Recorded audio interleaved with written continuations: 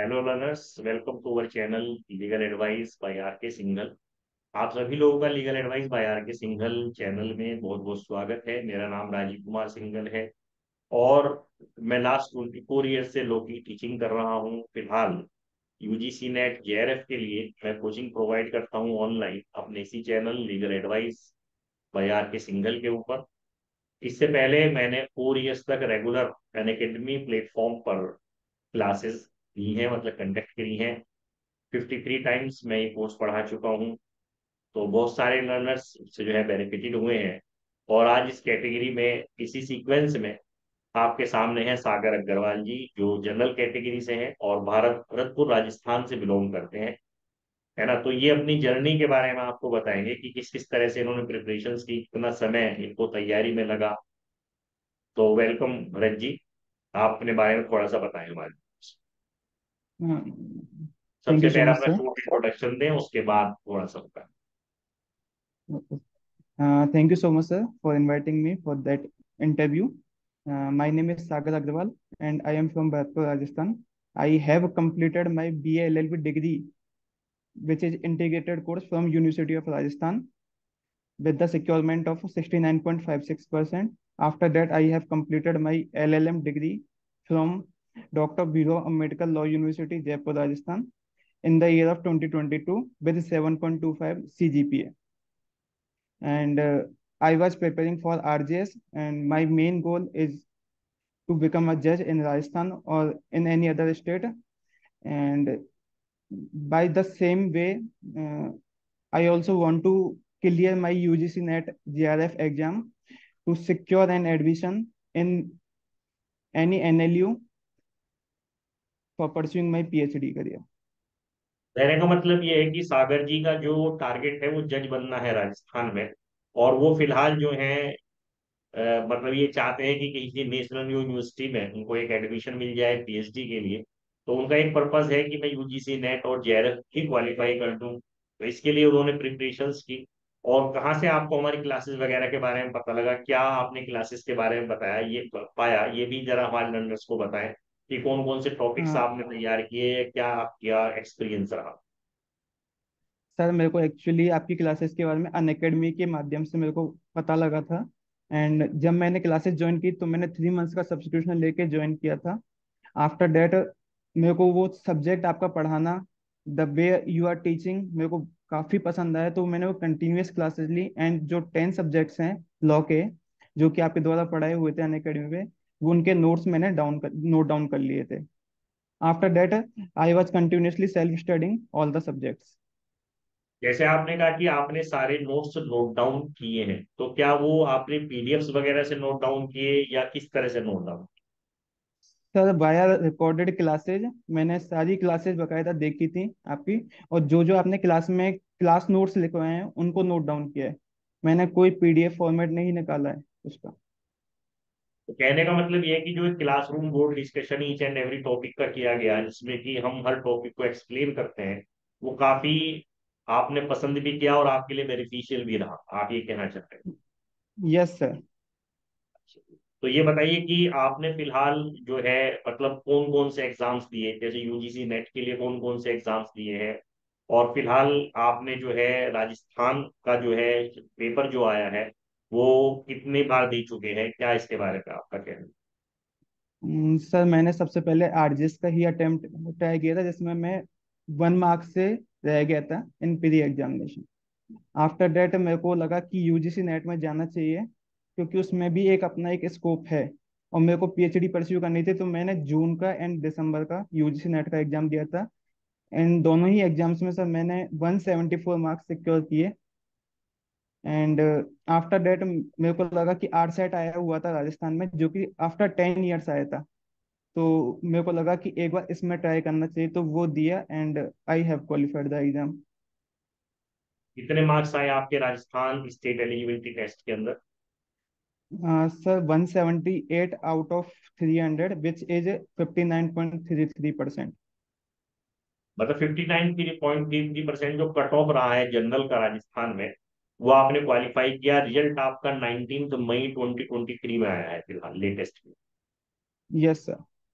तो आपने जैसे वो एग्जाम दिया राजस्थान का और आपने प्रिपरेशन की यूजीसी नेट की, तो थोड़ा सा ये बताइए कि क्या सिलेबस कुछ डिफरेंट था या क्वेश्चंस का स्टैंडर्ड कुछ डिफरेंट था, या जो नोट्स आपने यूजीसी नेट के लिए प्रिपेयर किए वो नोट्स बिल्कुल आपके लिए सफिशिएंट रहे जैसे आपने राजस्थान का पेपर दिया।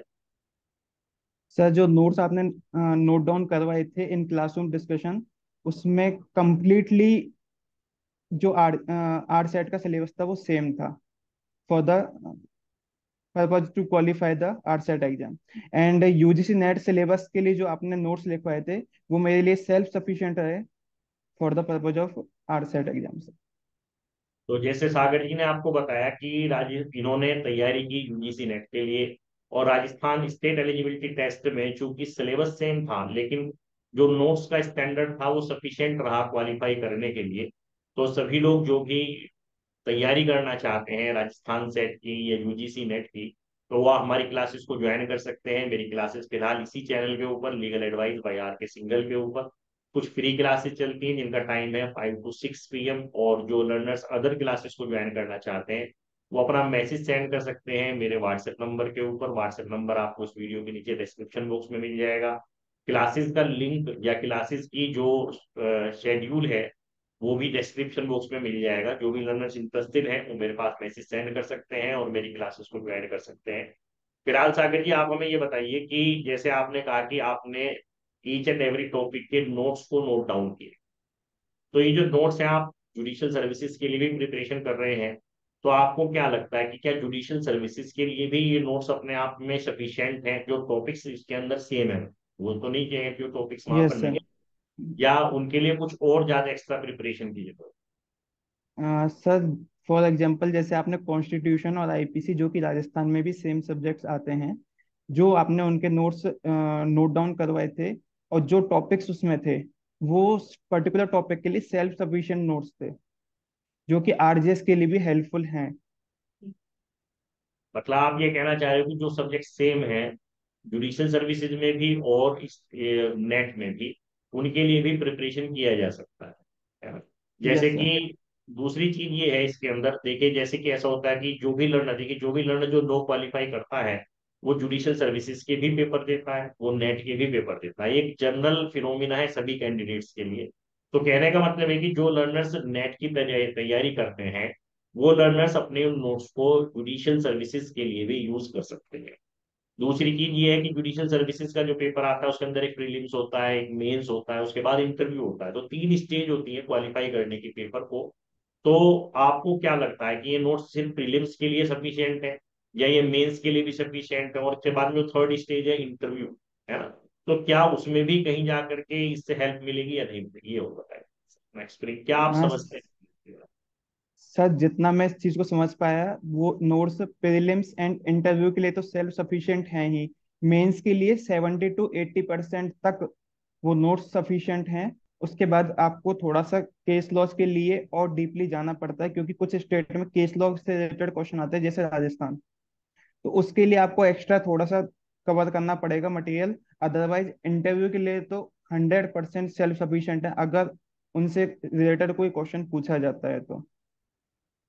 तो सागर जी ये बताइए कि आपने हमारी लाइव क्लासेस भी ज्वाइन की है या सिर्फ रिकॉर्डेड क्लास से ही अपना सब कुछ कवर किया? सर एक्चुअली मैंने रिकॉर्डेड क्लास से ही सारा मटेरियल लिखा था क्योंकि मैं एक दिन में 10 to 15 क्लासेस से ज्यादा देखता था क्योंकि मेरे को वो 3 मंथ्स में नोट डाउन करना था पूरा सिलेबस।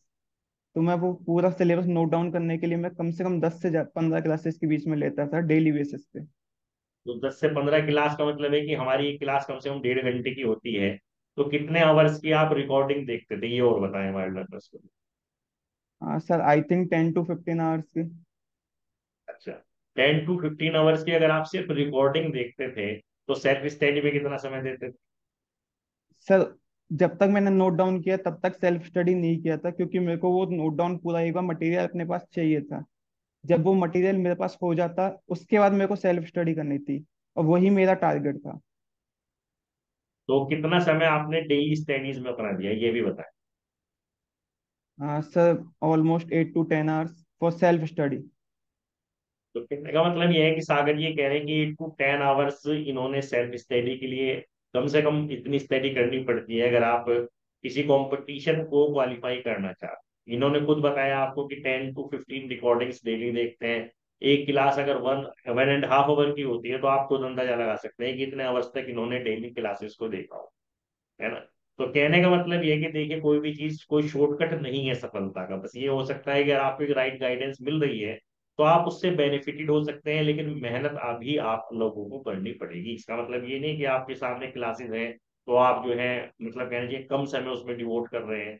तो कहने का मतलब ये है कि पूरी तैयारी तो आपको करनी पड़ेगी, जब तक आप उस लेवल तक पहुंचोगे नहीं you are not going to qualify the exam. आपको ऐसा लगेगा कि आई हैव स्टडीड, लेकिन आपको वहां तक पहुंचने के लिए मेहनत जरूर करनी पड़ेगी। जैसे कि सागर जी बता रहे हैं कि उन्होंने मेहनत की, लेकिन अभी भी उनका एक सपना है कि यूजीसी नेट भी मेरा क्वालिफाई हो। तो क्या आगे आप यूजीसी नेट का जो अटेम्प्ट आ रहा है जून 2023 का, वो देना चाह रहे हो?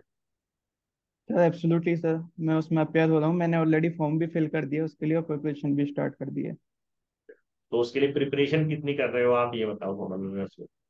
सर वही 8 to 10 आवर्स, क्योंकि मेरे साथ में जुडिशरी की भी प्रिपरेशन चल रही है, तो मेरे को उसको भी टाइम देना होता है और इसको भी देना होता है। ठीक है, तो बहुत अच्छा सागर जी ने बताया कि 8 to 10 आवर्स की वो अपनी स्टडीज डेली कर रहे हैं। और जो भी लर्नर्स हमारी क्लासेस को ज्वाइन करना चाहते हैं, फ्री क्लासेस भी अवेलेबल हैं जो इसी चैनल पर चलती हैं फ्रॉम 5 to 6 PM डेली, जिस पर मैं जो हूँ लॉ के टॉपिक्स या पेपर फर्स्ट में मैथ्स से रिलेटेड टॉपिक्स को डिस्कस करता हूँ। तो जो लर्नर्स फ्री क्लासेस ज्वाइन करना चाहते हैं वो भी हमारी फ्री क्लासेस को ज्वाइन करना कर सकते हैं। और एक बार और मेरी तरफ से कॉन्ग्रेचुलेशन सागर अग्रवाल जी को एक सफलता पाने के लिए। हालांकि जो उनका टारगेट है वो उन्हें भी अचीव नहीं हो पाया है, लेकिन जैसे ही टारगेट अचीव होगा अगेन हम दोबारा से इंटरव्यू में उनसे जो है मिलेंगे, सागर जी से बात करेंगे आगे। लेकिन फिलहाल एक सफलता उन्हें मिली है तो उसके लिए बहुत बहुत कॉन्ग्रेचुलेशन। और मैं आशा करता हूँ, मेरी बेस्ट विशेष कि आप आगे भी इसी तरह से अपनी सफलताओं को पाओ। जो आप चाहते हैं कि मैं एक जुडिशियल ऑफिसर राजस्थान में बनूं, तो आप जुडिशरी का एग्जाम भी जरूर क्वालिफाई, है ना। थैंक यू सो तो मच सर। मुझे बहुत बहुत शुभकामनाएं। और कुछ कहना चाहेंगे हमारे लर्नर्स को, तो सागर जी? सर, जो आपने उस मेरे को बताया था, अभी हमको बताया है कि सफलता की कोई शॉर्टकट की नहीं है। वो बहुत फैक्ट है कि सफलता के लिए कोई शॉर्टकट की नहीं है। जितनी मेहनत करोगे आप, एक बार फेल होगे 10 बार फेल होगे। सर मैं अभी तक 7 से 8 एग्जाम में फेल हुआ हूँ, उसके बाद मेरे को एक एग्जाम क्वालिफाई हुआ है। चलिए, तो बहुत तो अच्छी बात है। कंटिन्यूटी इज द बेस्ट की फॉर द सक्सेस। तो continuity is the best thing for the success. तो कंटिन्यूटी अपनी बनाए रखें, जिस भी माध्यम से कंटिन्यूटी बनाने का मौका मिले बिल्कुल बनाइए। वो कंटिन्यूटी ही अपने आप में हार्ड वर्क कहलाती है ना। इसी के साथ एंड करते हैं interview. Once again my congratulation and hoping for the positive result in the future also. Thanks Sagar ji for this interview. Thank you so much.